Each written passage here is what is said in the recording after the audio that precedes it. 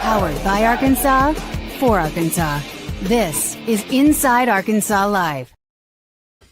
And welcome into Inside Arkansas Live here on this beautiful day here in the great state of Arkansas. I'm your host, John Neighbors, alongside Curtis Wilkerson and Andrew Ellis, and appreciate each and every one of you for making us a part of your afternoon this afternoon. Happy Thursday to everybody out there. As yes, it is postseason basketball, and we're kind of watching postseason basketball at the same time while doing this show. But we'll talk a little bit about the SEC tournament, the Razorbacks getting geared up for tomorrow night's game, whoever they end up playing. We'll get into that.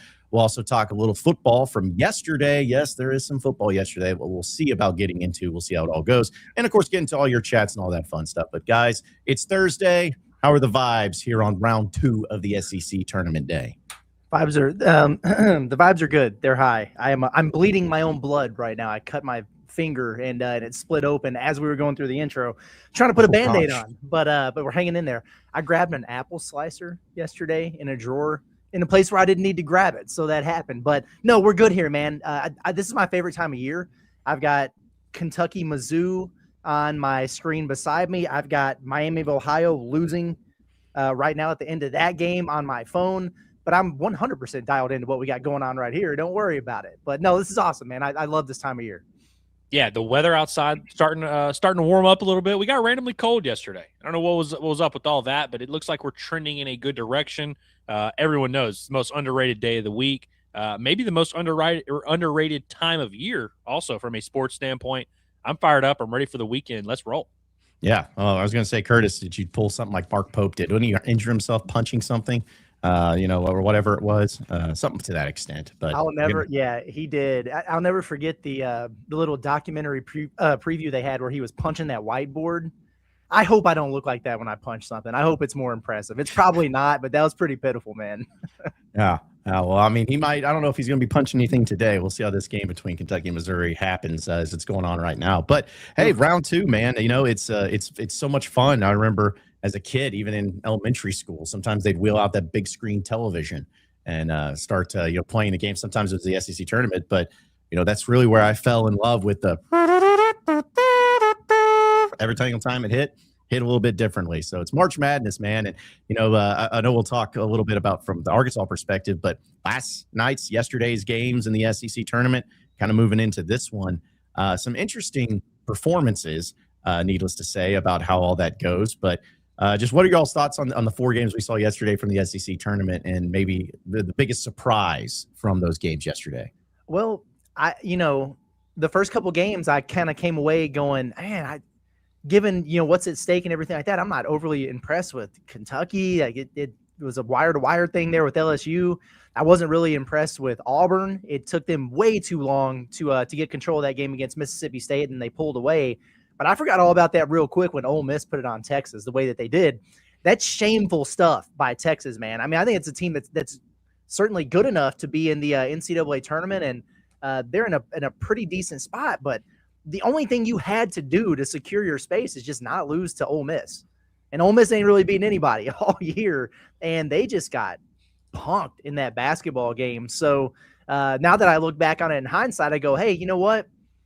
When it mattered, when it was time to lock in down the stretch, Kentucky did that, Auburn did that, and that's a big one for Auburn there on the bubble. But Texas, send them boys to Dayton or send them home. I don't want to see it. And also, I don't know if I want to see Oklahoma on Friday. Those dudes are rolling, man. Yeah, I think Oklahoma's going to win today. By the way, I think they're gonna continue to roll today. I want everyone to remember days like yesterday and today, honestly, for when they start introducing the conversation, because it's going to happen in mid-April. We're going to get bored, and there's going to be a couple nerds that report, oh, we're really thinking about bumping this NCAA tournament. We're going to have 138 teams in here. Just remember that. I don't even know if we have 64, let alone 68 or 96 or whatever it is. I don't really think there are 64 teams that firmly deserve to be in the NCAA tournament. And I think there's some SEC teams who are going to get in that probably don't even really deserve it. Now, I think Texas had done enough in the regular season to probably earn their way in, but it's like you saw them play yesterday. They don't necessarily look like a super dangerous team that's a real threat to go on a deep run. Missouri is probably going to end up losing today. They're going to get in because of the work they've done, but I don't think they're a super dangerous team that's a real threat to go on a deep run. Hell, I think some of the teams that are beating these teams are not real threats to go on a deep run. And so it's crazy to me that you're going to have some, very mediocre, maybe even some below 500 in conference teams make the NCAA tournament once again. And we still have people that are like, no, we need more. We need more bad teams in the NCAA tournament. It's absolute nonsense. Well, I just saw Curtis's reaction to, which I'm assuming was the same reaction that get him out of here. Yep, Miami, Ohio is undefeated. They lost to UMass. The Fighting John Calipari's. The Minutemen got them. The Minutemen got them. You know who their coach is, don't you? Frank Martin, baby. No way. All it took was Frank Martin serious? to get them boys out of here. Yes. Oh wow.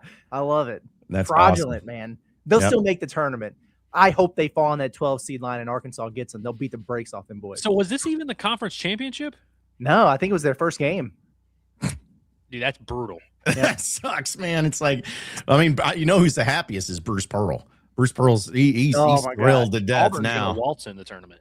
Yep, because they're going to take the spot of Miami of Ohio if that's the case. So, that is crazy. Which again, just goes into the whole madness of March. It's like you're a team undefeated, beat every single team, and then it's like, all right, first game of conference tournament, get your loss, like take your L. It's like, man. That's wild, but I'm kind of happy about it too. I got tired of hearing about it. We like a Cinderella stories, but we also don't like this facade that gets put on of like, Miami of Ohio, they could beat Michigan. It's like, no, you can't. Yeah, you really can't. So I'm glad that happened. But you mentioned it, Curtis, as far as tonight's game and the SEC tournament, Oklahoma and Texas A&M. I think we're all in agreement, right? Yeah, like you'd rather play Texas A&M. If you're Arkansas, you'd rather play them. Like, even though I don't think they're going to win tonight either, but you'd rather play the A&M Aggies, right? Me personally, yeah. I think that's exactly where I'm at with it. And I know, A&M has had the better season. They're the NCAA tournament lock. I'm not taking anything away from them when I say it. And also, I think Arkansas is in good shape regardless of who they draw for tomorrow. I like the matchups either way that it goes there. But I think about the way that Arkansas handled Texas A&M when they played them a couple weeks ago, and Acuff was – hobbling around out there, and they really controlled that game. They beat them by 15, and now I'm like, okay, so you're telling me that A&M would have to do this pressing full court nonsense for 40 minutes after they played that triple overtime game a few days ago. Then they have to see a healthy and refreshed Arkansas. Sign me up for that, man. Like I'm good with that. Oklahoma, I would like it because it'd be third game in 3 days for them, but those dudes are they're hungry, they're motivated. And I don't know what Porter Moser, what kind of switch he flipped or whatever, but those dudes are playing really well. They look like a tournament team right now when they're out there, and they're, I think, 7-2 in their last 9. And South Carolina hit a bunch of threes real early in that game yesterday, and then Oklahoma just took control. And all of a sudden, you're starting to see those parts, and you're going, dang, Nigel Pack, Xavier Brown, that's a really good backcourt. Those guys can play. Darian Reed, oh yeah, he's a former 5-star who is starting to put it all together. Oh, yeah, that Tay Davis dude led Notre Dame in scoring last year. You look at it now, and you're like, they've really got some pieces, and now they're guarding teams. They're dangerous, man. They might pop A&M tonight. The worst thing that you can do in any walk of life, the worst task you can ever get is a very difficult task that no one's going to give you any credit for. And I think that's kind of where Oklahoma falls right now. Not that you're going to get a ton of credit for beating A&M, but losing to them honestly wouldn't really affect you too much. I mean, one, you already beat them, pretty handedly not too long ago. It would be a more quote unquote respectable loss if you lost to A&M. I think it would probably be around the same level of like hard task to do, and you'd get way more credit for doing it. Hell, that might even, depending on how things shake out, that might be enough to bump Arkansas, up a little bit of a mark there. And so I would rather play A&M because I think they're the less hot team who's kind of, trending in a different direction. They're the better metric team on paper, and I think Arkansas would get more credit for beating them and less credit deducted from them if they were to lose. And so, yeah, sign me up for a matchup with the Aggies, but I also certainly wouldn't be shaking in my boots over playing Oklahoma third game in 3 days, who you've already beat on the road. But you're 100% right that they kind of seem to be that team that is peaking at the right time. It's probably a little too late for them. But, playing with desperation is a very real thing. Well, that's the thing is desperation, because it's like there's two different types of teams when they're desperate. It's like, oh, maybe a lot of people think that's the dangerous team or the team that rolls over and dies. Oklahoma had so many opportunities to do that this year. I mean, with their terrible SEC start, and they think that they were like 1-7 or 1-8, whatever it was. They were just not good. And those are the moments, especially with Porter Moser being there as long as he has. It's like, all right, this is just over with, and they haven't stopped. So that's where I'm like, listen, say what you want about Porter Moser. Is he going to keep his job at the end of the season? I don't know, but the team's still fighting for him. He's still coaching, and they're still putting something together. So you got to give him a lot of credit for that. But yeah, I'd rather face A&M too, just because of the matchups. And I don't know, I like beating Bucky McMillan. There's just something satisfying about that. There definitely is, man. And that's the other part about this is the motivation factor. And I think Bucky does a pretty good job about having his guys ready to play no matter what. But they're in, like they're locked. There's no controversy here. And it's unbelievable, but we kind of joked about it a little bit, late last week and after the weekend about like, oh, Oklahoma's not really dead here. But if you look at it now, because they just keep winning and everybody else on the bubble keeps losing, they're very close, man. I'm starting to see them more and more pop up on like the first 4 out lists and everything. So you beat A&M, that's another quad 1 type of game to go on your resume on a neutral floor. And then you get a shot at Arkansas. I mean, they're probably 2 wins away here from legitimately being in the conversation to take one of these last spots. And that's absurd, seeing how they lost 9 games in the middle of the season there. And it's always tough because, we always have these debates about how much the conference tournament matters. One, from just whether or not you want your team to win it or not, but also how the committee views it. Because we think we've seen a lot of evidence over the years that the committee really doesn't care too much, the difference between winning a couple games in the conference tournament. And so I think what's going to happen is Selection Sunday will come and you'll have these teams that are coming off of brutal losses that are just comfortably in the tournament. And then a team like Oklahoma, who's hot as can be. And you're like, man, how did Oklahoma not get in there? Because, all we remember is the recency thing, but you have the full scope. You have the full, resume there on paper. And so it's going to be very interesting to see if Oklahoma can kind of claw their way out of it. But that's where it's like, it's a tough conversation because as a committee, should you not value the team that is getting better and better throughout the year? Should you not value the team that is fighting tooth and nail just to scratch their way into the tournament rather than some of these teams who frankly play like they don't care what the committee has to say? Like, I know that's, you can't just go full eye test here, but I do think that should be valued a little bit.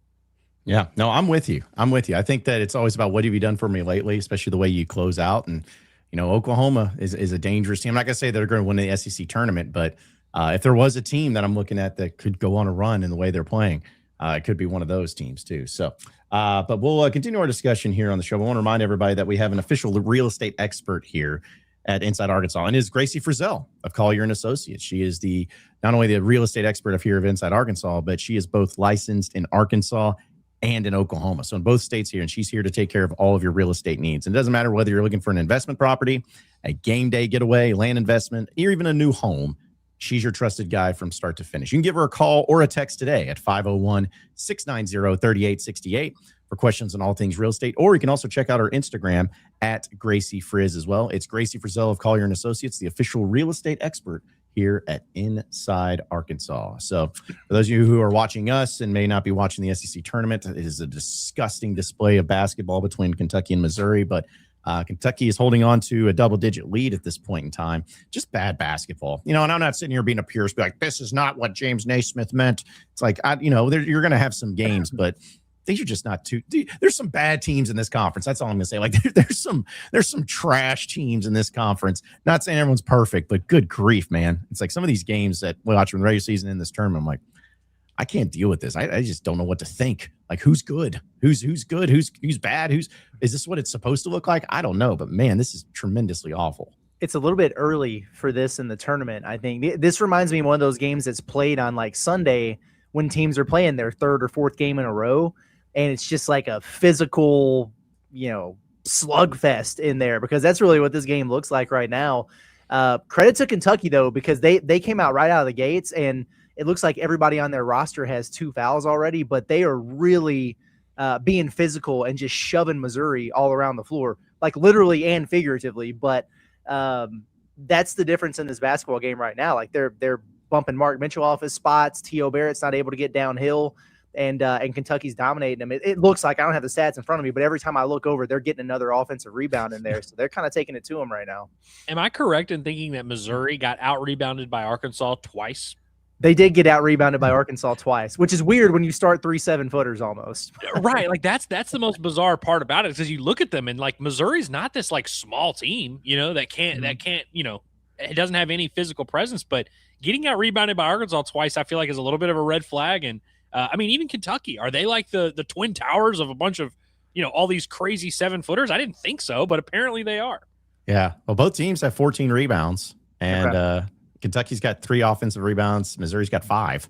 So, but yeah, Missouri had a stretch that looked like Arkansas against Texas Tech last year. Just just had every single offensive rebound opportunity. They just couldn't get in the basket. So yeah, and it's funny because I've seen it. And I get it. It's just one of the things that piss me off or annoy me, and it's every year, no matter what. It's about Kentucky, man. The fans really showed up here at Nashville, and it's this term. Oh, well, this just in. It's like you act like that. People act like this is a new thing that Kentucky comes down to Nashville and they flood it in and they want the SEC tournament, and it's like a home game. Yeah, it is like it. It's just I never have understood why some people are surprised by that or why it's even a storyline anymore. Because I could be wrong. I feel like Kentucky is really the only program consistently that gives 2 rips about the SEC basketball tournament. Like I feel like they're the only ones that really care about the basketball tournament in the SEC. Seems that way. And how far away is that? Lexington to Nashville? Like, can't be too far. I mean, I wouldn't 3 hours or something. I don't know. I feel like it's not that far, but anytime I've been there, I see a ton of Kentucky, a bunch of Tennessee, and then, just little segments, little pockets here and there of everyone else. I wonder how long that is going to last, because obviously Kentucky, I think they've won the tournament like an ungodly number of times. It's like 17 times more than anybody else. It's not even close in terms of how many times they've won it.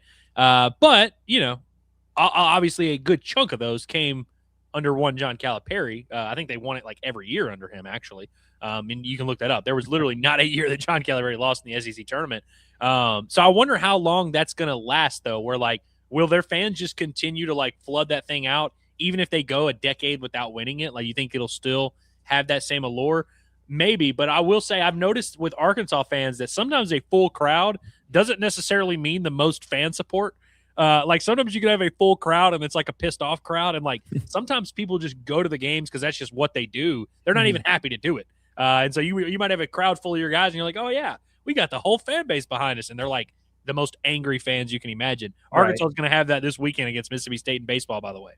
Yeah. No, it's true. Actually. They will not have a home field advantage this weekend. It will be a home field disadvantage.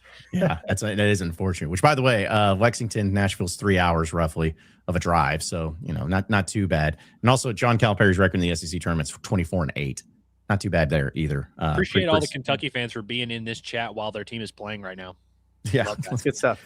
Yeah, well, doesn't take away from their hatred of hate watching there, but it's like, man, if I made a list of like the accomplishments that I would want the Razorback basketball team or individuals or whatever to accomplish in a given basketball season, guys, I'm going to be honest, winning the SEC tournament's not even in my top 10.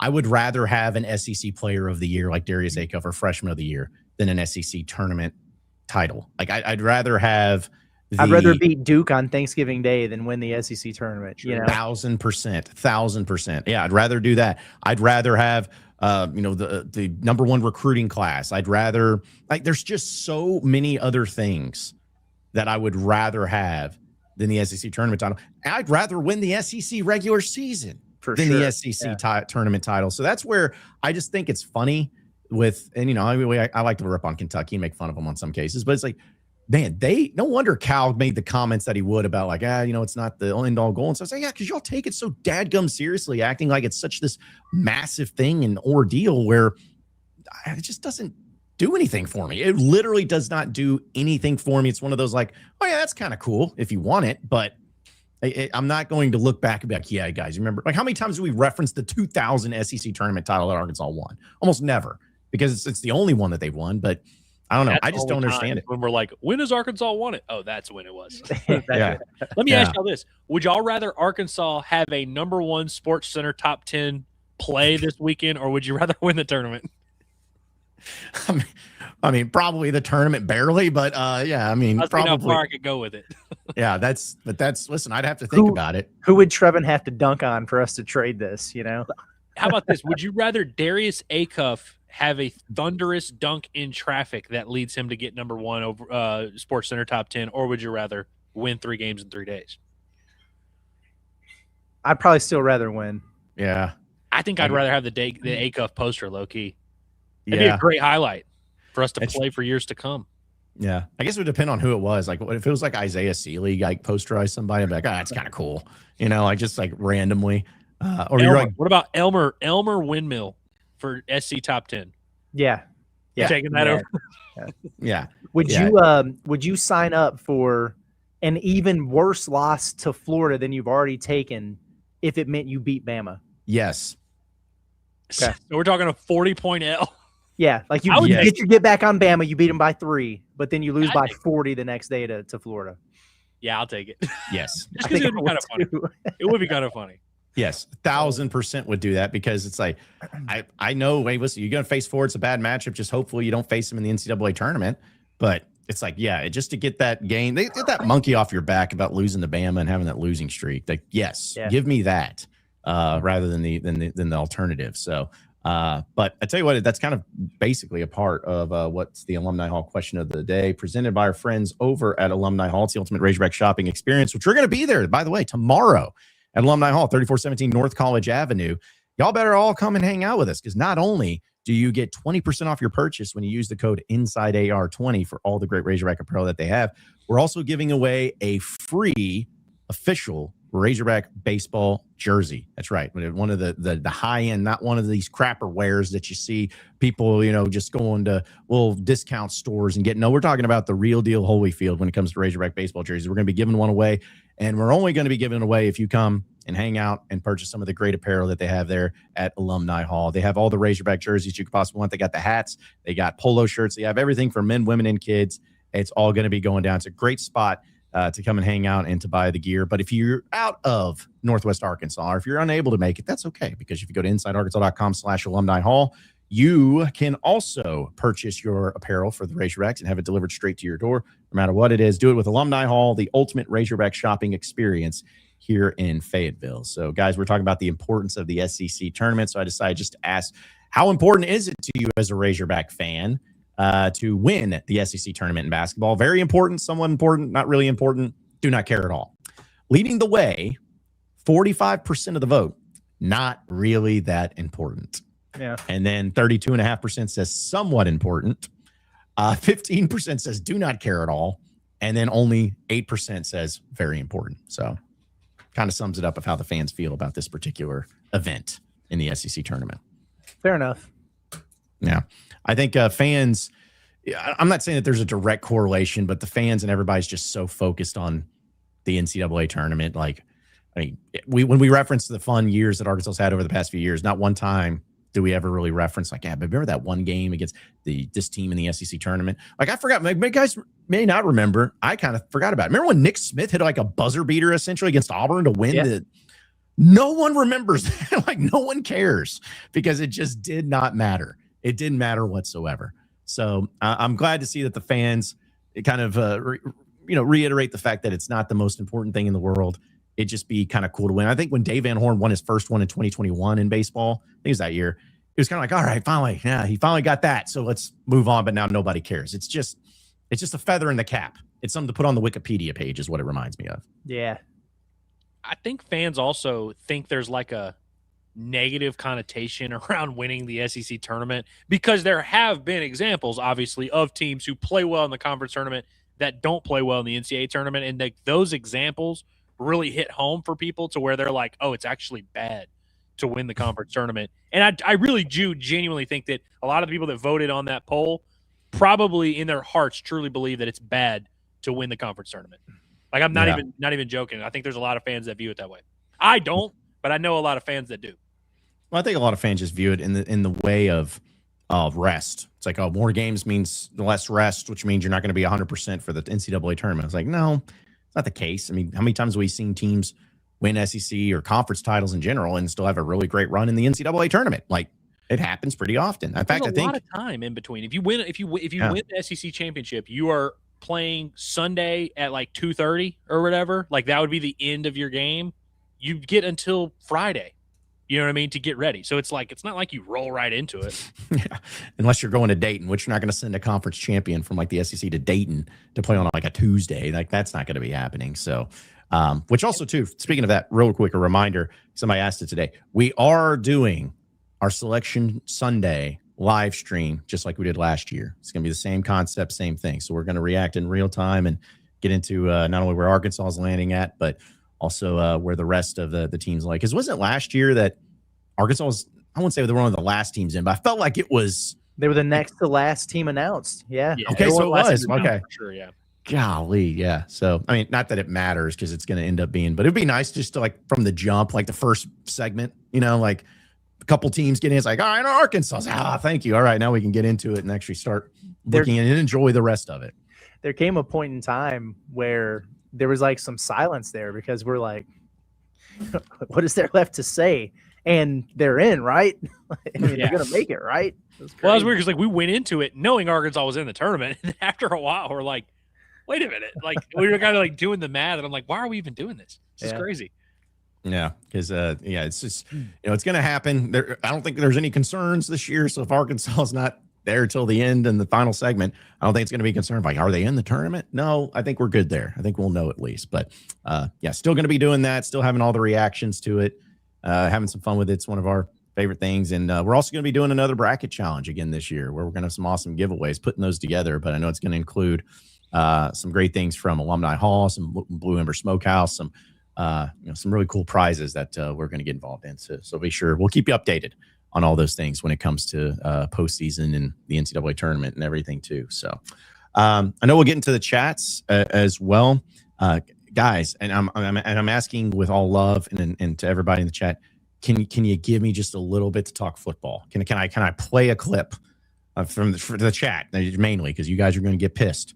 I was going to say you do whatever you want from this front, but Yes. you got to be ready to handle the backlash depending on what happens here. I know. I'm willing to take the risk. I promise it won't take long, folks. But we did get a chance to hear from Ryan Silverfield yesterday. I was not on the show because they did a media luncheon, and I just wanted to bring up the media luncheon thing. It was actually kind of cool. It felt like a cafeteria of kids, just like sitting at lunch tables, and you got to decide which is the cool table and which is not. But got to hang out with a few of the assistant coaches, mainly on the offensive staff. Really great guys. It's kind of crazy. I was sitting next to Mitch Stewart, the new quarterbacks coach, and somebody brought up, and I'm not going to say who it was. It just felt as a dumb question. Somebody brought up like, yeah, so how long you been in Fayetteville, everybody? It's like, we kind of know how long, man. Like, when they got hired. Just a bit here. Yeah. But Mitch Stewart, he's just like 20 days. Like, it's like, yeah, it's pretty quick. But either way, they were really cool. It was really fun to talk with them. You can tell there's a lot of excitement to get started. And I think that there's been a very great conscientious effort to try to get like the media locally and interested and involved. And of course, at the press conference from yesterday, but it was enjoyable. I mean, it was really cool to hang out with them. And I know that they said that they want to do more things like that. Is there some sort of narrative to it? Is there some sort of angle? Maybe, but I think it's great. The more the merrier. And it just really opened up my eyes, guys, of just how locked down it really has been and was under Sam Pittman, which, it's everybody. I think it's because of the Kirby Smart, Nick Saban tree, but it was definitely nice to see that. And I'm hoping that it continues that way. But also, we all know that if losing starts happening, it may not continue that way. They may start shutting her down pretty quick. Yeah, it became less and less, I felt like, every year with Pittman. And when Zoom became a thing during COVID, that was like the beginning of the end of media access as we all knew it, So that's good. I think, you want to make an impression, you want to build support. The best medium for them to do that is through the local media. So having good relationships there, I think it's really important. And the truth, and it is also human nature. Like there is something to be said for if I know someone and have a positive relationship with them and everything like that, I will think harder before I'm super critical when things start going south and everything. And they probably know that too. But no, I think this is good. I'll be anxious to see what they wind up doing. once we get closer to the season, like once we get to fall camp, because Pittman was pretty open in spring. I mean, they let you go out there for most of all the spring practice stuff, and I'm glad it seems like that's going to be the case here. But if they're opening up more than 8 minutes plus stretching in fall camp, then we might really be cooking with grease here. So hopefully that winds up being the case. There's something to be said about saying, being a football coach or running an organization and saying, I'm going to let the results talk. And, I'm not going to be, we're not going to let you see as much going on here, but like, we're just going to let our field product do the speaking for us. That is fine, provided that your field product is extremely good and answers all of our questions. Mm-hmm. You know what I mean? Which, we have 6 months before we get to even see the field product. I think it's very important, especially going into year one, for Ryan Silverfield to be public facing, for everyone to see him, everyone to hear from him, everyone to kind of get as much access to this football program as they can. That doesn't mean you have to be showing us every meeting, showing us every single conversation that's happening inside the facility. But if you want people to care, you want people to get excited, you want people to get behind you, we have to see you. We have to connect with you. We have to hear from you and hear why we should be excited. Obviously, you're a Hog, so we're going to support you no matter what to an extent. But I think it's a dangerous game whenever any coach or any, athletic department or whatever starts like kind of having that weird negative relationship with the fan base. And for Sam Pittman, I think that started in 2022. That was the year coming off of a very successful year where the fan base was very hungry and they were very passionate and they were very excited. Things didn't go as planned in 2022, and that's when they started closing things off a little bit. That's when Sam Pittman started getting to the, all right, you know what? You guys are going to be mad. I don't want to talk to you guys at all. I'm just going to do my thing over here, and we're going to let our field product do the talking. Well, then the product on the field started sucking, and so then all of a sudden the talking was very bad, and that didn't answer all our questions, and so we got you up out of here. Like that's kind of how it works. And so I think obviously ultimately Brian Silverfield is going to be judged based on what this team does, but in the offseason, while we wait for 6 months, this kind of stuff is very important. Yeah, no, I know it's important. We know it's important. And it's kind of like where, and I mean this in the most complimentary and non-insulting way towards our media here in Arkansas, because we're in it. We've been in it for a while, guys. Like, I do not mean this as an insult, but this media here locally at Arkansas, it ain't like the Georgia media or the Alabama media, like where Nick Saban and Kirby Smart, I'm using those as examples, shut everything out and down and all that. Like, you're not getting the Atlanta Journal-Constitution coming to the practices. You know what I'm saying? Like, you don't have 18,000 different Alabama media outlets covering football that are coming in and trying to get a scoop or a story on somebody else. It's a very chill, laid back, casual type of media forum, comparatively speaking to other SEC schools. And I think that that's something that maybe was lost previously, to where, yes, like you don't have to know everything. The media doesn't have to know everything, but the media here in Arkansas is not like going to send in this guy of like, all right, so let's find out some dirt. Let's get the scoops. Let's get some really big story, because it's a small, tight knit group. So I've always felt like the media is different, and the media needs to be treated differently here locally at Arkansas, because it's not like these other places anywhere else where any issues arise or anything like that. So, and I think that they'll start to see that, and they'll start to open up to it once it all kind of goes down. But this the one clip though I wanted to get into, as far as it's always about the quarterback. It's about the quarterback. It's what everybody wants to know is about the quarterback when it comes to how they're addressing in spring. Well, here's Ryan Silverfield when he was asked about, all right, well, who starts on day one in the spring? I think they went out to dinner last night. We may just flip a coin for spring practice number one. They're all capable, and I meant that when I said this last time I met with you guys. Like, the cupboard's not bare. We feel really confident in all those guys that go out there and be starter and quarterbacks for the Arkansas Razorbacks, and still feel that way. And so we'll see. I don't know. I get it, right? Y'all have a job to do. You're going to go out there and judge he took that first snap over there, and this guy – I don't mean a darn thing. I'll call it what it is. If we come out and you ask me post practice, hey, why was this? Who won the coin toss? But that will be it, truly, because it's an open competition. We are. Oh, by the way, yeah, that was Trey Biddy afterwards. Says, yeah, we are going to overanalyze everything. So I was like, at least he admitted it. Yeah. I don't believe you, sir. Yes. Well, because I'm sure people are going to take this out of context. He's referring to the first snap of practice. Like, he's not referring to like, hey, whoever wins the coin toss, that's going to be our first team quarterback for the entire practice or for the entire spring or whatever. But yeah, when we're out there day one, I mean, we're going to be looking to see who does what and all that. But I'm glad that he got that out there now.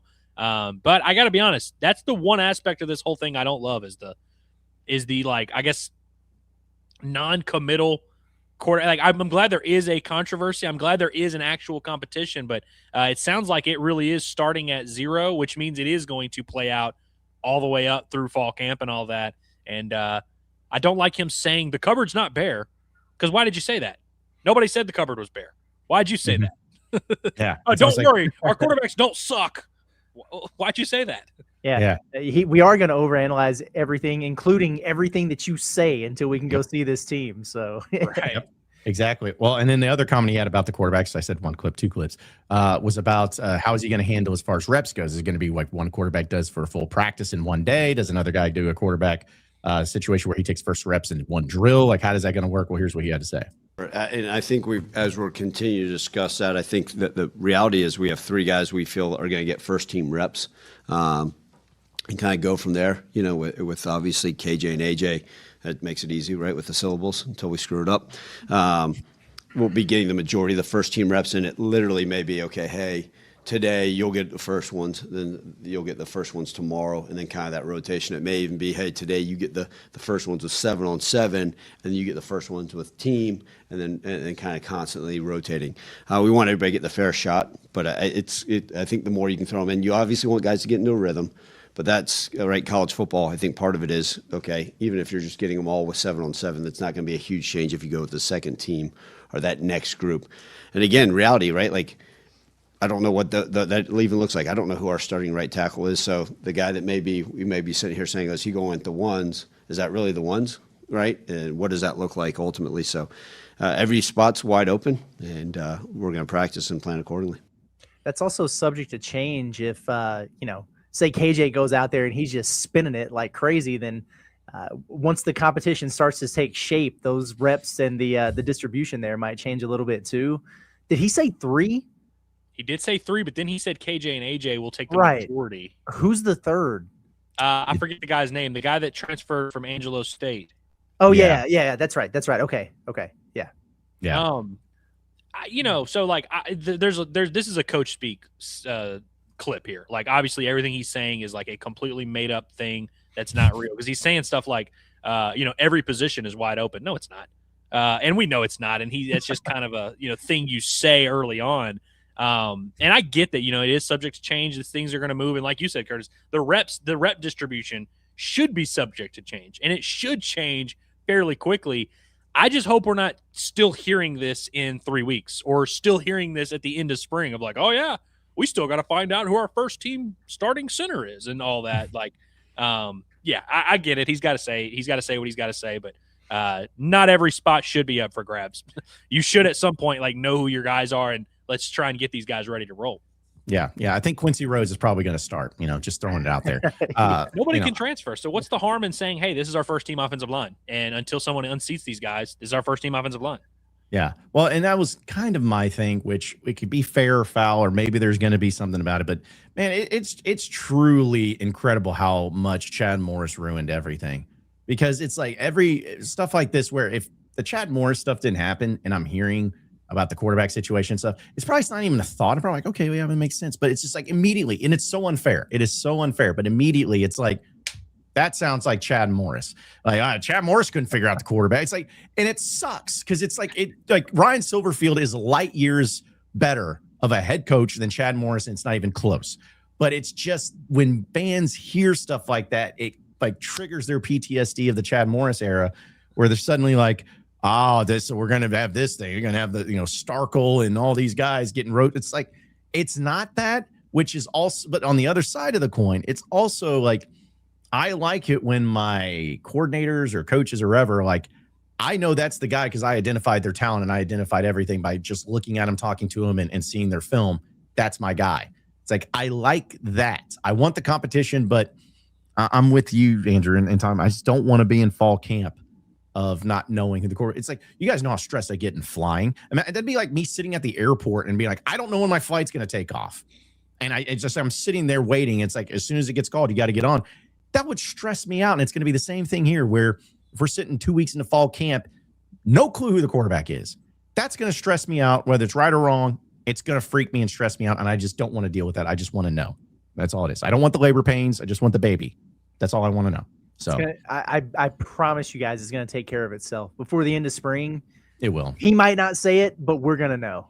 I'd be shocked if that wasn't the case. And to your point, like, if it's not, if we legitimately do go into the summer after being able to see all these practices in the spring game, and we're like, I don't know, man. KJ looked good early, and then AJ is coming on late, but then the spring game, that's where it becomes a stressful summer. But I have a feeling that one guy's going to emerge pretty quick, and we're like, oh, okay, this makes sense. I think you're onto something. What I also think is possible is that we go to the practices and we see KJ Jackson taking 85% of the snaps. But then when publicly asked about it, Silverfield will kind of say, oh, no, yeah, it's still competition, still trying to figure out things. But it's like I'm sitting here watching the same first-team offense take all the reps every single day. I would be okay with that, by the way, because I get it. You got to say what you got to say as a coach, and you got to kind of play both sides of it. But I kind of hope that's what happens, that they secretly do know who the guy is, and they start planning accordingly. But publicly, you just kind of have to do the song and dance.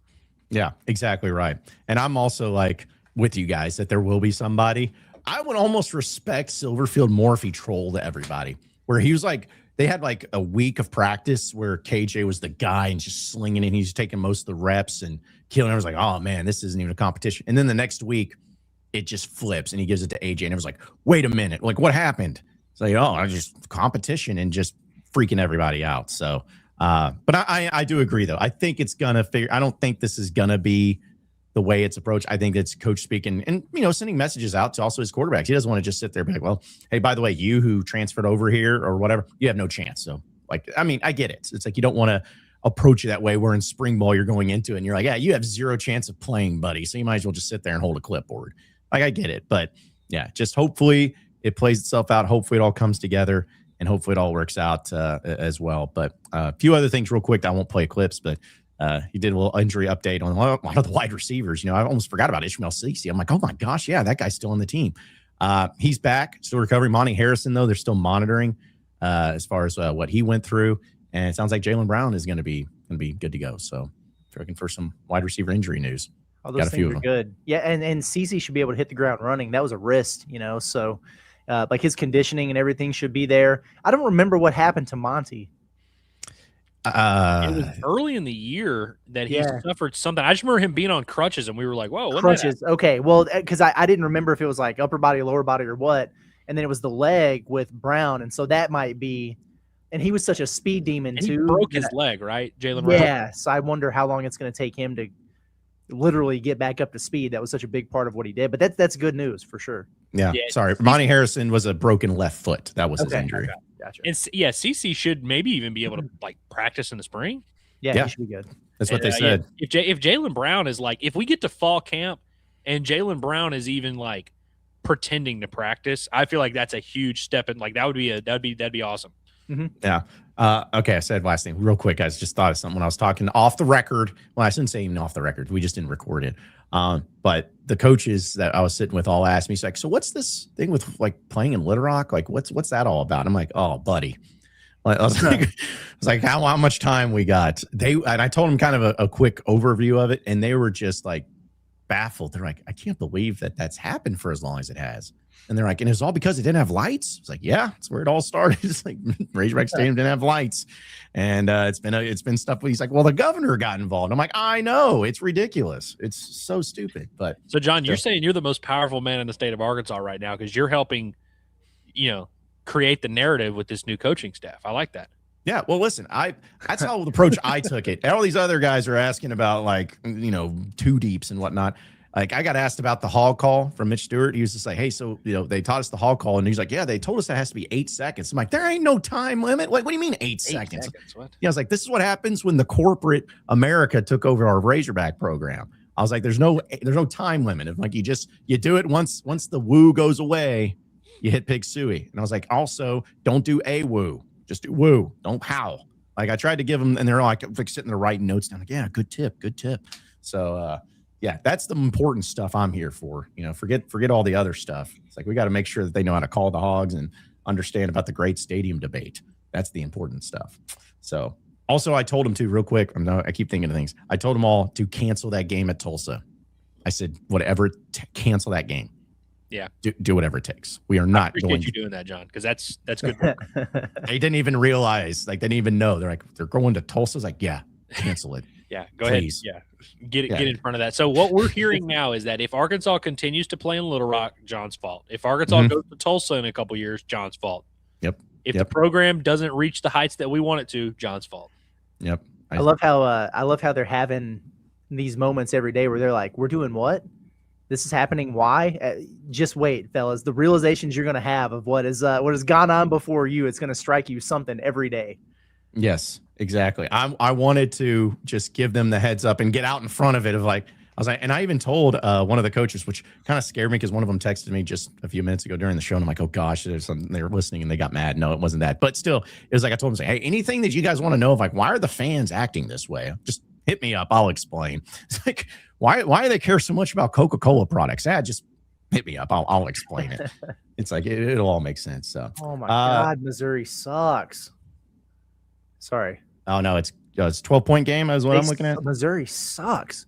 Arkansas might just make certain teams look better than they are. I know they beat them twice, but they look pitiful. Oh yeah, this is bad. Good Lord. They had a demoralizing week last week too. I mean, losing, was it OU that beat them, and then Arkansas beat them without Darius Acuff? I wonder if that just kind of like they've just kind of completely checked out now. Yeah, and credit to Kentucky. I mean, they're taking it to them. They really are. But good Lord, Missouri. I feel about them not to the same degree because Kentucky's a lot better than Ole Miss, but the same way I feel about Texas. I mean, you woke up this morning and all of a sudden you guys are on that last 4 end line and everything like that, and you just come out here and you're just kicking the ball over the court, getting the hell beat out of you, getting pushed around. They're making you like it. It's just Kentucky's dominating them boys. Mm-hmm. Yeah, at least put up a fight. At least act like you want to be there. Jogging back, yeah, it's crazy. Yeah, this is disgusting. So, but we'll get to some of your chats as well as a lot more, folks. I want to remind everybody that OZK Insurance is the official insurance company here of Inside Arkansas. They're an independent insurance agency, which makes it the best of all worlds because they're not just tied to one company. They shop a multitude of A-rated carriers to find the best coverage and the best price for you.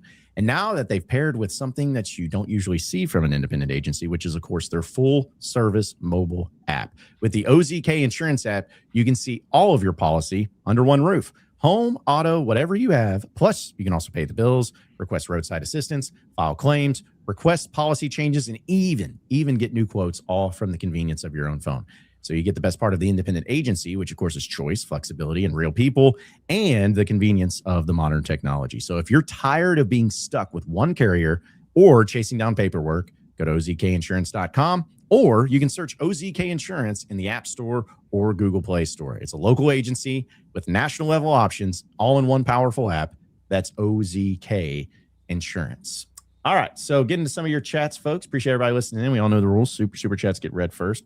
Shout out to Hickory Hog. Appreciate it. He says, shame on Curtis for not blowing Stevie Pearl on X for their massive dominant win over Mississippi State. I had never thought I would be shamed for not blowing Stephen Pearl.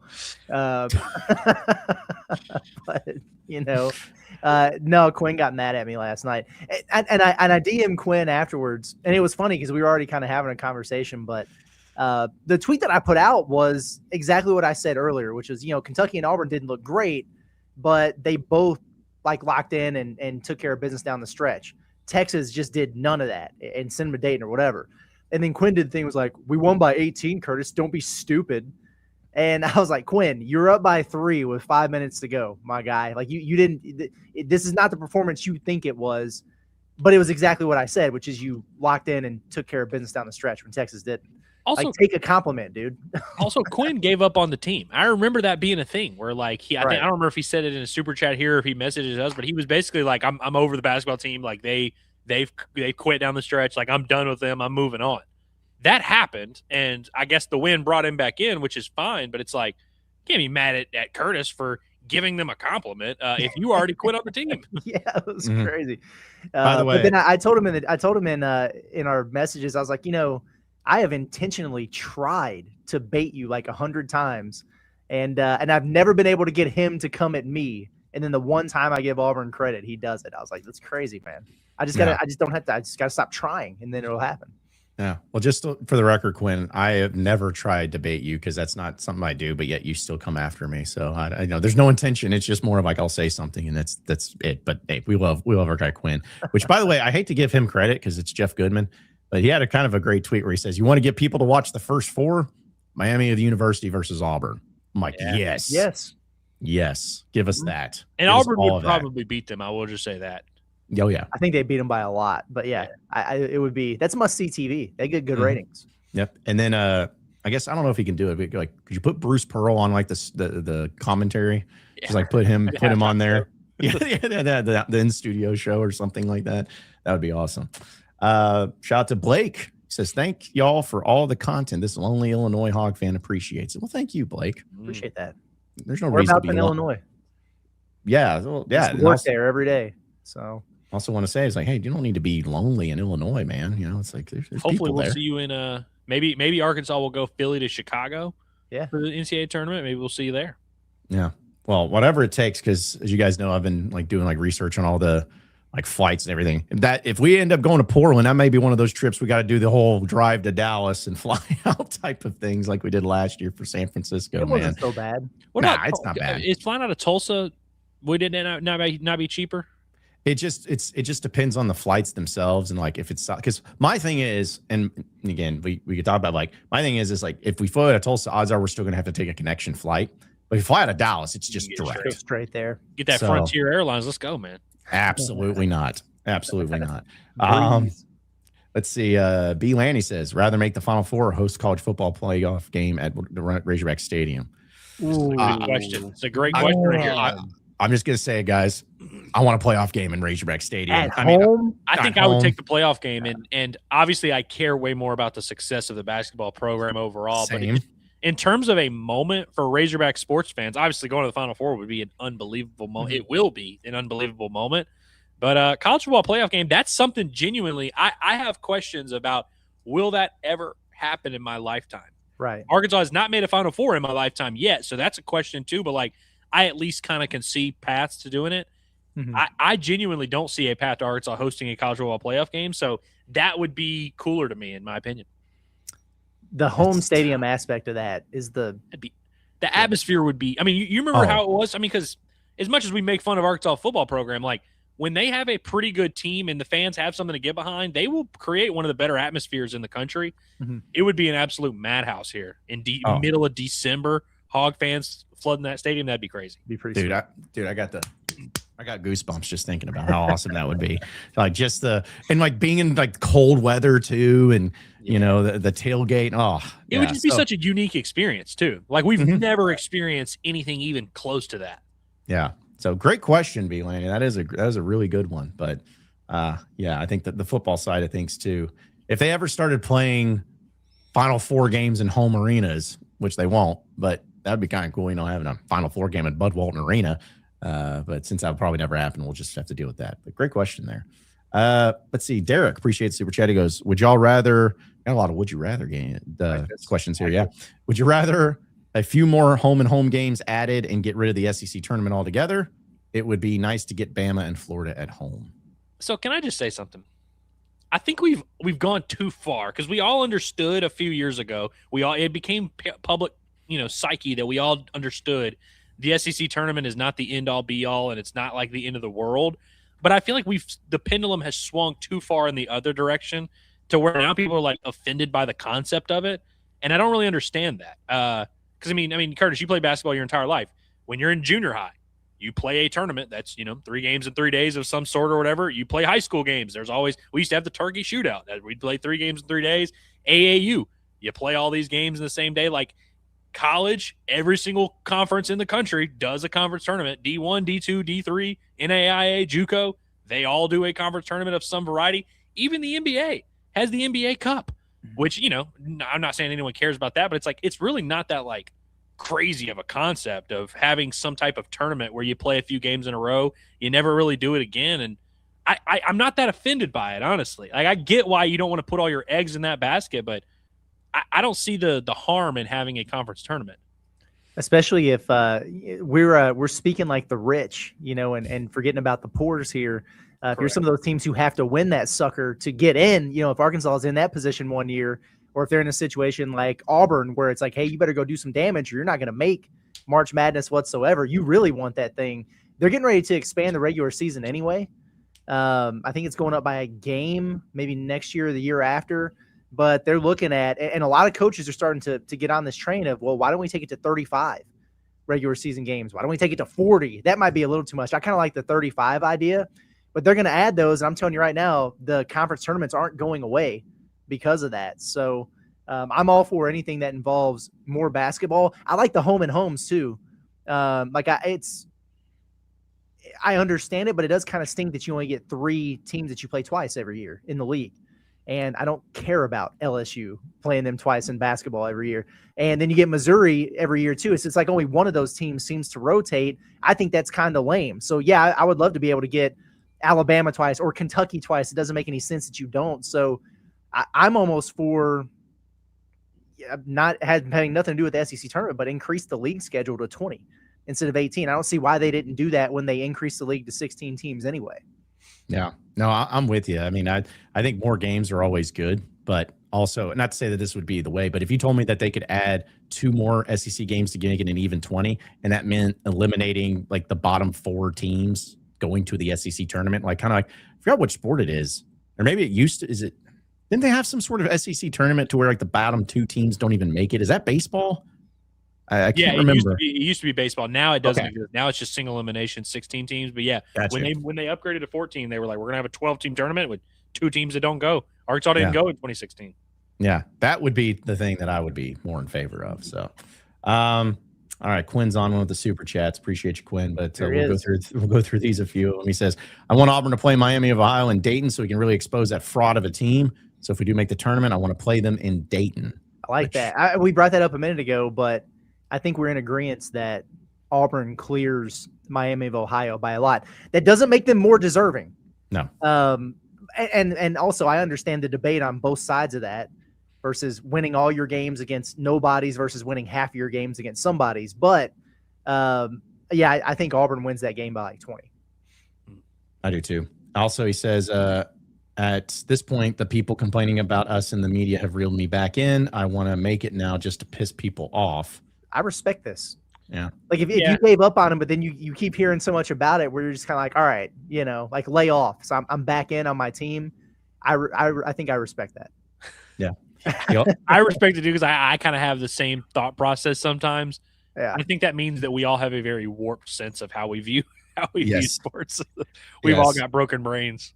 Yeah. And then Quinn also says, but if we don't make it, I won't be mad because we had chances, choked it away. But if we do make it, I will enjoy the people crying about it. So that's, again, also fair. It's actually a fair take. 100%. Yeah. And then Quinn also says, stop conference tournament hate. It's a chance to win a championship. No, it's not. Hang the banner. No, it's not. Well, so, okay. I agree that it doesn't matter, the conference tournament, but I just don't see the harm in it. Mhm. Like I get if people don't care about it and you're like, oh, I don't really like, I wouldn't even really want my team to win it. But it's like, why do we have to cancel it all together? Then you might as well just cancel the regular season too, because that also doesn't matter. Well, and to this point, because I agree with you. I think that there's no harm in it. But my thing is like basketball is one of, it may be the only sport in all of the conference games and sports and everything where you play every team in the league at least once. It's the only one. So it's like, I can understand having other tournaments too, where it's like, oh, well, in baseball, you only play 10 of the other 15 teams. Like, I get it. But it's like in basketball, you've played everybody at least once. So the tournament, like you're just playing them again. You're going to play everybody again at some point. So I feel like if there was ever a thing that would not have to happen, or at least a conference tournament title stretch have to happen, it'd be basketball because you've already played everybody once. But I still want it around. I don't want it to go away. Also, a super chat here from Ray says, Andrew, what's your feel from DVH on today's Stewart and Rutenbar question? Well, so to for those that did not see, I asked him basically because Stewart and Rutenbar have been two of Arkansas's. They've given them a nice little spark offensively. They have both done it from the DH spot and the right field spot, which Kahio Aloy both has filled both of those spots as well. And so it's like it's gonna be hard to get all 3 guys in the lineup, but I am of the belief that they are trying to find a way to put Carter Rutenbar. Obviously, he's their backup catcher also, so that's kind of an option. Could they play him at first? He's played some third base. Dave mentioned some of that. I think there's a very real chance that Arkansas does some shuffling around with some of their other infielders. Like, Reese Robinette could play third base, first base. Camden Kojal could play first base, second base, third base, maybe even shortstop. Nolan Souza, of course, he could fit there. And so I think there's a lot of interesting possibilities that DVH is now going to have to figure out, because he's figured out, man, I got to get some offense in the lineup. And so to do that, I've got to sacrifice a little bit from what's already been a pretty mediocre defense. And so it's a very interesting thing. I don't envy him necessarily, but all that to say, Dave is not just saying, I'm going to ride with TJ Poppy no matter what. I'm going to ride with Carson Brumbaugh no matter what. Nah, if dudes are hitting, I'm keeping them in the lineup, which is it's very interesting. Yeah, also a few more here, because I know we'll shift gears and get into a little, hey, y'all see this, but shout out to Shane, who's been a member for 2 months. He says, can you guys give me the top 5 dunkers in Arkansas basketball history, and why is TB number 1? I feel like we've done there. Yeah. TB, Ricky Council, Qualls. Qualls. Mm-hmm. Sonny Weems. Yeah, about to say Sonny Weems, Brandon Dean, because they literally won the dunk contest. Brandon Dean for sure. Is there anybody like pre-2000 that like the olds would know about? Derek Hood was real. He was his dunks were just like power though. Like not style. His was just forceful. But was Moncrief throwing it down like that? I mean, he does have the famous picture for Sports Illustrated, but I'd have to go back and watch some War Machine highlights. But yeah, I think that's a pretty solid list. Omri says Justin Smith, who is an underrated dunker for sure. Yeah, Arkansas's had a lot of extremely good dunkers. Butcher Boy said TB may not even be a top 5 dunker. That's a wild accusation. Stop. Yeah, I think there's a better argument for him at 1 than there is for him at 6. Yeah. That's just trolling at its fullest. If somebody's actually saying that, like, let's just not get crazy here. So, but yeah, good question there. We'll get up some more of your chats though. We'll also get into some other things too. But I want to remind everybody, the Blue Ember Smokehouse is one of our great sponsors here inside Arkansas. We had a great time there on Monday, hanging out with Malik Thomas as well as Amir Brown and everybody that showed up. It was awesome. But what was just as awesome was the great food that everybody was able to partake in.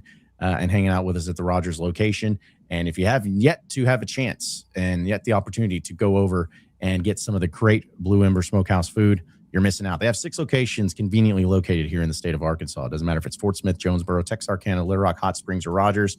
If you're in those areas, you need to check them out because you are not going to be disappointed. And the best thing about it is they do catered events. So with wedding season coming up, there's always going to be some parties, going to be some business meetings. Heck, you may even have like NCAA tournament watch parties and whatnot.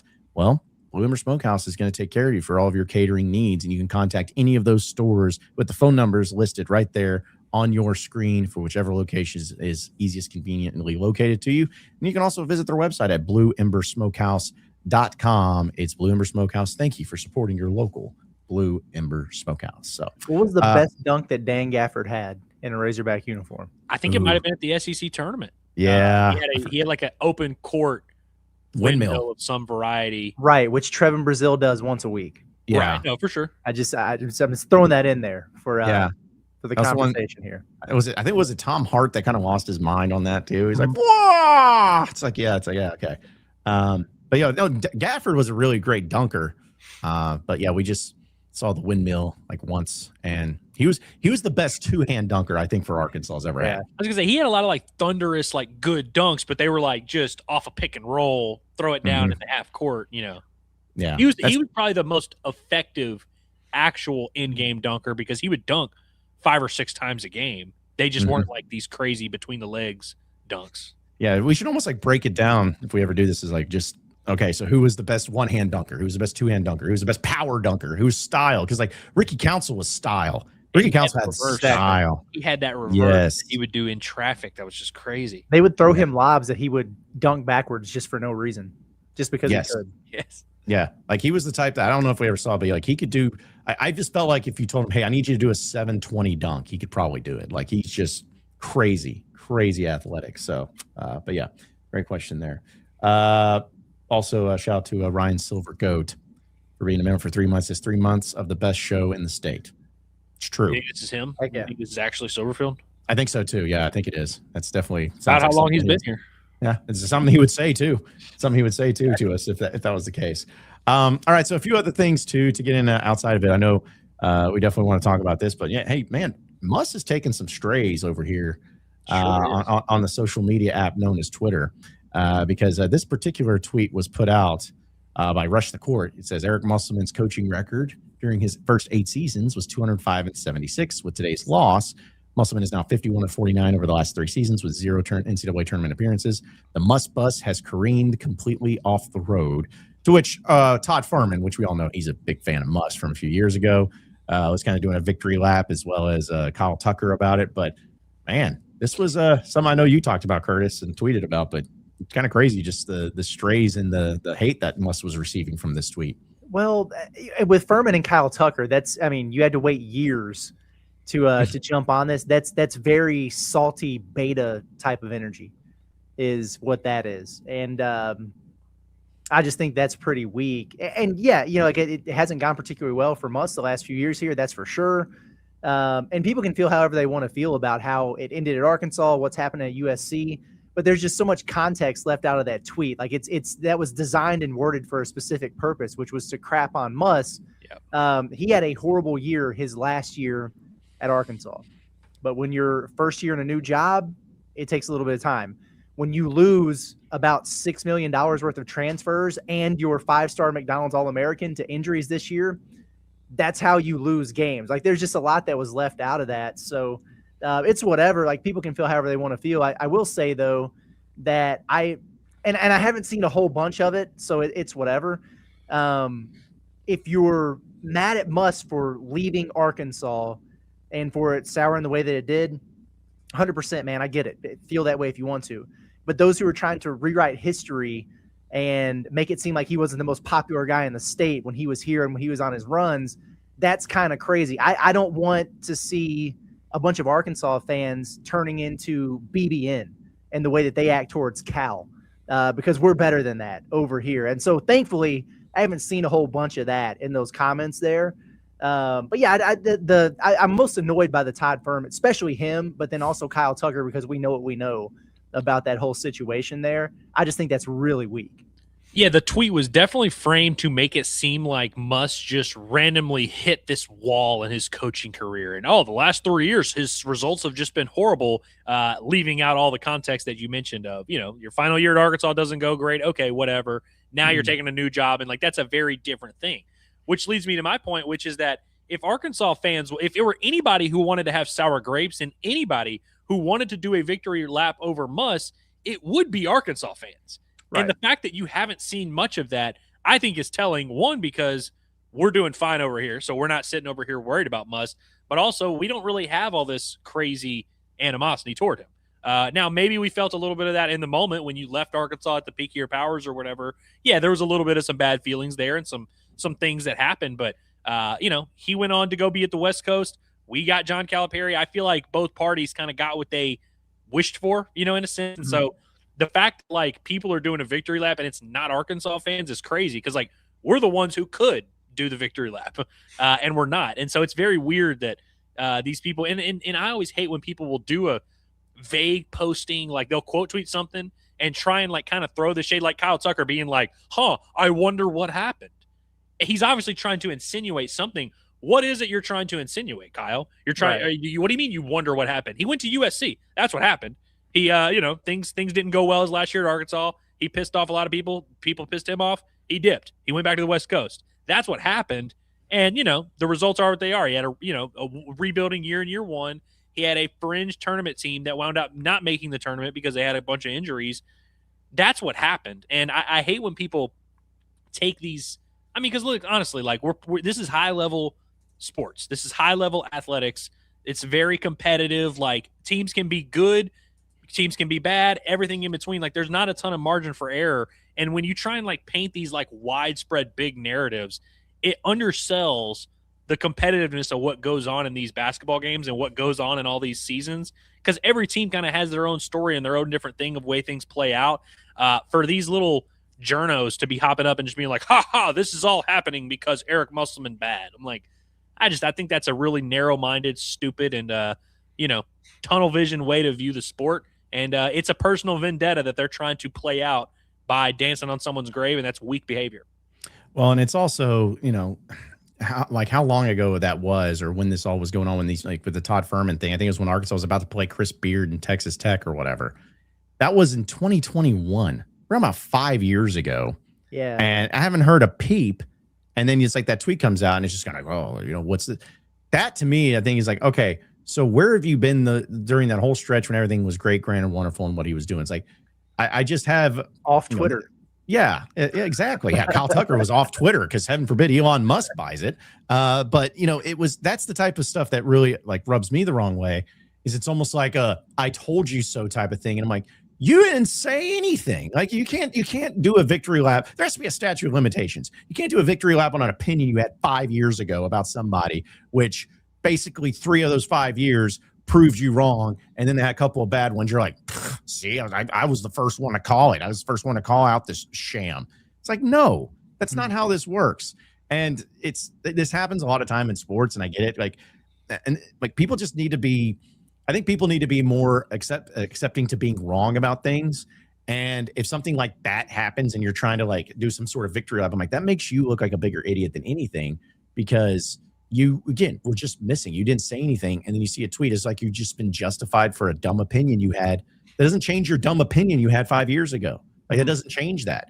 It's like somebody coming out saying Nick Saban's he's fallen off like 10 years ago. And then 10 years later, when he doesn't win a championship in back-to-back years, you're like, see, told you. It's like, no, like that's not how that works. So it's just really disappointing. It's not surprising. Some people have vendettas and agendas and everything. And we all know Muss is definitely not somebody who's made a lot of friends in some cases, but I just think it's really lame that it's like now you're coming out as if like, oh, see, yeah, I told y'all so. You didn't say nothing. Shut up. There were bridges burned and reasons why it started to go south here. And there are also very valid reasons for why he desired to go back to the West Coast and USC. We always knew that. We knew that from the time that Eric Musselman took the job, that if he was going to leave, it would probably be for that exact situation that wound up happening. So that can be true. But also, I go back to a point that Andrew made quite a bit during the football stuff, was that I think at Arkansas, we're not used to coaches leaving us to go take other jobs. But what were the possible outcomes here with Eric Musselman? Either one, he stayed at Arkansas until he retired, and we all knew that was highly, highly unlikely. The alternative to doing what he did, which was going back home and everything, and we know that there are other reasons why that happened, but he could have just stayed until it burned to the ground and he got fired. But instead, I almost like thank him for getting out when he did, because then you were able to kind of build off that success and the foundation that he laid, getting the program back to where you kind of want it to be. That's why you were able to get a John Calipari. That's why you're able to keep this thing rolling and doing what you're doing, as opposed to it all going to hell. And that one bad year turns up, maybe then it was a 3-year run and it was all at Arkansas where this has been happening. And then he gets canned, and then we're going, who's man, that Brian Hodgson guy over at South Florida. We wouldn't be having conversations about John Calipari coming in here. So we might be a little bit angry about how it all went down there in the end, and whoever feels that way is well within their rights to. But I'm kind of grateful, because I think it might have wound up being nearly best case scenario for Arkansas and the program going forward. Yeah, and I'm proud of the fan base for not taking the bait here and like joining in on this whole thing. And I will always say the worst person in sports is the person that waits until, like you were saying, John, they wait until something that maybe fits their narrative happens so that they can reintroduce their narrative. And the way that these sports work is, at any sport, you're going to win some, you lose some. Like, there's going to be days, if you have the take that Darius Acuff sucks, you can wait and wait and wait, and you might find a game where he doesn't look great, and then you can do your thing. If you do that, you're a squid and you're a weirdo, and that's a weird thing to do. If you also have the take that Malik Ewan is the greatest basketball player of all time, you can sit there and wait and wait and wait, and you might have a moment where you can spin that narrative. I think that's the lamest, stupidest way to view sports, where it's like, just actually, like, if you want to make a real stance on how something is going down, take a game or take a stretch or take a season and say, hey, this happened, here's what I think about what happened, here's why my stance happens, or whatever. But like these vague posting weirdos who have all these personal vendettas and wait until they're not sitting there covering the thing day to day, they just wait until something happens that they can kind of mouth off about. I think that's That's just the weakest, and it's like the easiest thing to do, you know. And I think in sports, these guys that get out there and coach every year, coach all these games, you coach 35 games a year or whatever, they are going out there and doing it. And so there's all these opportunities for them to look like an asshole or for them to look like a hero. They're cool. They understand that. But I think the journalists and the people with actual platforms that use it to do stuff like that, I just think that's absolutely insane behavior. Yeah. And the last thing I'll say about this too, kind of to your point about, what it worked out with Muss and you getting Calipari. It's like, those are the things that I think Razorback fans, for the most part, I understand. It's like, man, timing is everything in this business when it comes to coaching. And I even look back from the football example. We all know how I feel about Houston Nutt, but I was thankful that Houston Nutt left. I was thankful he went to Ole Miss. I was thankful for all that. You know why? Because Bobby Petrino was miserable over at Atlanta and he wanted out. And that's probably not a job that you get in any other case, but he was miserable. He wanted out and it worked out. Same thing with Cal. It's like, if it wasn't for them losing to Oakland, in the NCAA tournament, and you having the whole Muss situation, it's like, you probably don't end up with John Calipari. Like, timing is everything. So yeah, I'm thankful for what Muss did here. I'm always going to be appreciative of it. I mean, again, he went 8-3 in the NCAA tournament in 3 years. A Razorback program that you hadn't been to the Sweet 16 since, Clinton's first term. It's like, yeah, it's like you need to be thankful for that. So yeah, I'm always going to be defensive of Muss. And it's like one of those things where somebody's like, yeah, but he was an a-hole. It's like, yeah, but he was our a-hole. That's the thing. He was our a-hole. We love him for it. So also, I have some big news and bad news, guys. By the way, the CBI tournament's been canceled. Unbelievable. Wow. You believe this? Due to Circumstances beyond our control. What does that mean? I don't know. Maybe COVID came back or something. I don't know. But yeah, so no CBI for all of y'all that were wanting to have happen. So ain't gonna have it this year, man. That's crazy. Nope, it's not in the cards. Also, I don't know. We'll probably get demonetized for it, but I'll fix it later. Did you guys hear the guy singing at the ACC tournament during the basketball broadcast? I'm just gonna play this clip. I appreciate trolling, and this is trolling at its finest, trying to get a guy to miss a free throw. Held to 3 in the first half. Foul was Minor's second. Corey hits the free throw despite the presence of the really loud guys singing the Goo Goo Dolls behind us. Not sure how that didn't throw him off. This is some list to be on. Duke, and Duke. Freshman 30. So anyways, I just love that. He ended up singing Creed later too, but I was like, I like that. That's great. Dude, like that's that. an indictment on the lack of crowd there, but that's pretty awesome. I love that. I had not seen it. Yeah, for some reason that song has made a storming back by the Goo Goo Dolls, and it's always a great song that will just rear its head back randomly on occasion. But I saw that, I was like, that's great. I love and appreciate and applaud the effort. All right, some other chats here before we wrap up. Also, Ryan Silvergoat, appreciate it, because would you rather beat Bama in basketball or finally beat Missouri and football? Bama in basketball.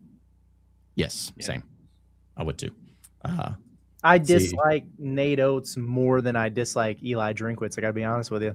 Yeah, I would agree with that. I would too. Listen, Nate Oates ain't sitting down with me for an interview. I can tell you that. I don't think Drink is a bad dude. He just gets on my nerves. Yeah. Like there are deeper reasons why I don't care for Nate Oates, I think. I also, I defend the Razorback fan base when I feel like they need defending. And, I will also hold them accountable when they need to be held accountable. They didn't do anything wrong in the Alabama-Arkansas basketball rivalry. They deserve to beat Nate Oates. Razorback fans do not deserve to beat Missouri in football. With the way they act and the way they talk about Missouri and the way they dismiss the whole thing, Razorback football fans do not deserve to beat Missouri. I will just say that. Also, too, I can't wait for this football season for many reasons, but I can't wait to see the dynamic in changing no longer playing Missouri at the end of the year. How's that going to change the approach? Yeah. I mean, is it still going to be the Battle Line rivalry trophy, and it's still going to be a big deal in the middle of October or whenever the game is? Insurance still on the hook for that, or no? Yeah, I don't know. Maybe out there, but anyway. Let's see a few other chats here too. Let me make sure I didn't miss any super chats there. Butcher Boy just says score update on Battle for the Litter Box. It's pretty good. Make a little run on him, man. It's a 6-point game. Yeah, it looks like they were just double technicals. I saw Diabate, I think, got smoked in the face by somebody. Kentucky looks like they've been in a boxing match. He just got hit in the face. Moreno's at the free throw line right now with a big black eye from yesterday. I think what this is going to wind up being, I think, is too little too late from Missouri, unless they get into their legs, because they are the fresher team here down the stretch. So we'll see. I just expect whatever it is, it's going to be terrible basketball. Gotcha. Okay, one common foul, one flagrant, I guess it says. Oh, okay. Well, there you go. That makes sense because I thought Barrett got fouled on the drive. I don't know if I would have called a flagrant on the – well, it doesn't matter. Anyway. Yeah. I thought it looked clean, but or faked. Mark Mitchell's happening. 5-point game. Uh-oh. It would be a real shame if all those big blue Nashville people had to go home early. That's how you get the cheapest tickets in the SEC tournament, folks. Just Kentucky loses early, you'll get some cheap tickets. Yeah, winner gets Florida tomorrow anyway, so it's like enjoy one more stay in Nashville and then get the hell out. So, although, hey, Missouri beat Florida for some reason. Did. Yeah, so, they did. Yep. Let's see. Also, oh my, is it Mitchell again? Yeah, he's just trying to get into his bag a little bit. Hey, let him cook. Let him cook. In fact, Omri even said, color analyst just said Big Blue Nashville barf. About to be red hot Hogville tomorrow. Let's not hope it's Hogville. No Hogville. But yeah, it could. I think there'll be a good contingent of Razorback fans there tomorrow. I think so. Let's see. A few other ones here. Sharkansas says John needs to add propagandists and lobbyists to his LinkedIn. Wow. Yeah. Man, there's no propaganda. I'm just spitting facts. I don't know what you're talking about. Like, I'm just telling the truth. I'm a lapdog for the truth. What do you want me to say?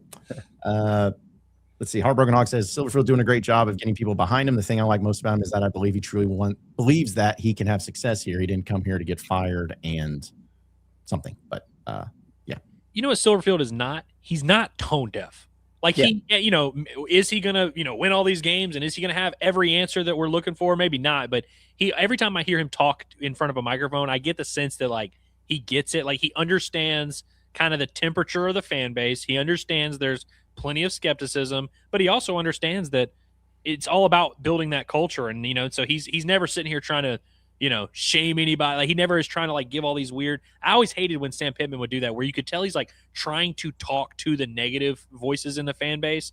Silverfield never really does that. He's just kind of like, hey, we're building what we're going to build. I would encourage you guys to get behind it. Let's see if we can make something cool happen. Like that's kind of his stance. And I'm cool with that. Yep. I am too. Also, he looks good in red too. He does, which, by the way, people were asking about that sweatshirt he wore, Alumni Hall. So if you want that sweatshirt, just go to Alumni Hall on Friday. There we go. Yeah. So Lindsay says, what time does that start? She was talking about our live stream for Selection Sunday. It'll start when Selection Sunday. Probably like 4:45, because isn't it 5 o'clock Central Time, I think, is when it starts? Well, it's yes or right after that Big Ten title game wraps up. So we're always doing the thing where it's like, oh, is it going to end on time? Is it not? It's just like any Razorback tip-off time. You just had to kind of wait until that game's over. But, yeah, it should be 5-ish, I guess. Mm-hmm. Also, just a couple more here, too. Ryan says, Curtis, what drama is left for tourney seeding? Can any teams in the top 4 lines still make moves? Can Arkansas somehow get a 6? I don't think Arkansas is getting a 6. There's a chance Arkansas could get up to a 4. I haven't seen I guess Virginia won barely. So they're probably locked in. I'm trying to think who else. Alabama is kind of on that line. Maybe if they lost tomorrow and Arkansas won a couple games, they could pass them. There was one other team. Oh, maybe Texas Tech. I don't know what they're doing, and I'm not sure about Kansas. Those would be the other two. A 4 is still at play for Arkansas. A 4 is more in play than a 6 is, but they're probably going to be a 5. That's what I should have just said and left it at that. That's where we're at. The good thing is Arkansas can only lose one game. So it's like right. You can only lose one game. You can only drop a certain amount. And so I would agree. And really not a bad one, because looking at it's kind of crazy, but like looking at the net now, assuming like if Oklahoma wins this game tonight and Arkansas plays them, that's a quad 1. And Texas A&M already is. So no matter what, it would only be one quad 1 game. That's not going to drop them a bunch of seed lines or anything like that. So also Fats by 21 says, Ellis, over under Arkansas hits -14.5 this weekend, over +280, under -410. He did clarify later that he meant runs. Hits, yeah, they're definitely gonna have 15 hits. Runs, I think that's a solid over under. That'd be 5 runs per game. If Arkansas is undefeated when they score 5 runs, when they score 5 runs, and matter of fact, it might even be 4 runs. But so if Arkansas scores 5 runs 3 times, I'm inclined to think they might go at least 2-1 in that situation. I think I'm going to go over. I think there's probably going to be a game where they score in the 7-9 range. There's probably going to be a game where they score in the 1-4 range, and so it'll probably end up being right around that number. But I'll go slightly over. Okay, a few more super chats here, and then we'll roll out. There's a heartbroken hog at the chat. We says, and have to go back to the G5 was the rest. So to his chat that he said. Appreciate that. Also. Quinn, he says, it is a championship. You get a trophy and schools recognize it. So it's factual. So it is factually is John. Well, that's fine. Championships are great, I guess. I want them to win it. You know what I mean? Like, I think there are some people that are, it's kind of to Andrew's point where it might be going overboard, where like, you're just actively, like there were some, and it was kind of facetious in nature, but it's like, just forfeit it. Just don't go. Just don't play it at all. It doesn't do them any good. And, just go out there, lose your first game and get out. No, hell no. I want them to beat A&M. I want them to beat Bama. I want them to beat Florida. I would love to get that trophy. But like, I'm not going to get too hung up on it if they don't. Like I've been far more devastated about other regular season losses than I would be if Arkansas loses in this SEC tournament, knowing that March Madness is ahead of them, which is kind of the Calipari line of thinking on it, where it's like, we're trying to go win every game that we play, but he's trying to go out of his way to not put pressure on the guys for something like this weekend when it's really big picture. If we're telling the truth, it's literally you're kind of playing for your NCAA tournament seeding. Like, can you move up? Can you hold the seed that you have? Winning games is a part of that, but this is not the end all be all kind of thing. Yeah. And also to that point too, it's like if Arkansas lost tomorrow, doesn't matter how or what or anything, it still is not going to hurt as bad as any other regular season loss that I saw as a Razorback fan this past year. Like, there's not like as frustrating as losing to Duke or Michigan State or Houston or Kentucky, like any of those. No, like no matter what happens, that loss is not going to hurt as bad as the other. And finally, last one from Quinn says, I genuinely hope y'all don't get sent to Portland. I just find it funny. Thank you. Yeah, it'd be hilarious. It'd be a real hoot. We'll have fun with it, but I'm with you. I don't want to. That would be my bottom tier destination for sure. I have been alerted to a Japanese garden in Portland that we would have to visit. It's a cool little scenic place. What does that mean? Like, what is a Japanese garden? It's just a cool little walk through. There's like nice little plants, scenery, little waterfall. Kind of looks like the White Lotus a little bit. Like, it's just like a cool little, kind of like a greenhouse type of thing. You ever been to one of those? Yeah. I know they got one in St. Louis. Yeah. No, I like a botanical garden type deal. Yeah. That's what that's the word I was looking for. No, that'd be cool, man. I spent 24 hours in Portland with Michelle on a vacation we went to several years ago. And the only thing that I remember fondly about it, 2 things, the Nike store there, which is legit, but also there's this donut shop. And we had to like wait outside in line for this thing. And it was crazy. Like, so many people trying to get these donuts. And then you're just surrounded the entire time by, it's like in the middle of downtown in the city. It's like homeless encampments and everything like that. It's a surreal place to be. But those donuts were fire, man. You remember that time we went to Lexington and John posted a picture of his food, and then we had like people on the radio mad at us for eating food on our trip? I do remember that. That was crazy. That was crazy, man. Yeah. It just shows you no matter what you do on these trips, people are gonna be like, "Wow, you idiot!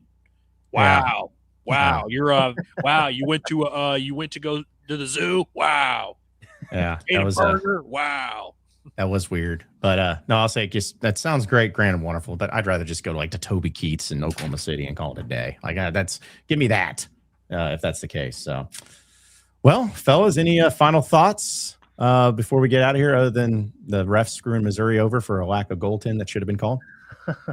No, that's all I got. What's tomorrow? Friday. Friday. I'll have some pro day stuff for you guys, and then we'll see you at Alumni Hall. Yeah. And then we'll have a basketball game that night, and we'll also have a baseball game in between. Tomorrow's a busy day, people. Yep. Lock in. Dare I say, guys, it's shaping up. It feels like a Woo Pig weekend. I don't know. I know we can't just have every weekend, but this one kind of does feel like a Woo Pig weekend. And I am certainly not going to let anyone steal my shine. And I'm excited. I'm excited for today's Bombastic with my guy Cameron. We're gonna have a little bit of fun. We're gonna preview the Mississippi State series, and we'll see you guys for a loaded day of basketball, football, and baseball tomorrow. Yep, absolutely. My final thought is just answering this chat says John needs to learn about those types of places when he starts dating women. It's a romantic spot. I don't think that any woman that I'm going to have to start dating at any point in time is going to care about a Japanese garden in Portland, Oregon. But if it ever happens, I guess I'm just going to have to miss out on the love of my life. I guess it's Give you just an icebreaker on your next date. Hey, I went to a sick Japanese garden. Yeah, I went to a Japanese garden. The plants were there. You know, it'd be great. So, but no, that does it for us, folks. It's going to be a busy day tomorrow, busy weekend. Be sure to come out and hang out with us there at Alumni Hall from 12 to 2 tomorrow. Again, pro day action. We got Razorback basketball, baseball, all of it going on. And that's why you got to keep it here and subscribe to us here at Inside Arkansas for all of your Razorback content and all the sports and everything there. And that'll do it for us today. For Andrew Ellis, Curtis Wilkerson, as well as intern Cameron, I am John Neighbors. Same sports show, same sports channel. Tomorrow at noon, live from Alumni Hall. We'll see you there in Fayetteville, folks. Have a great rest of your day.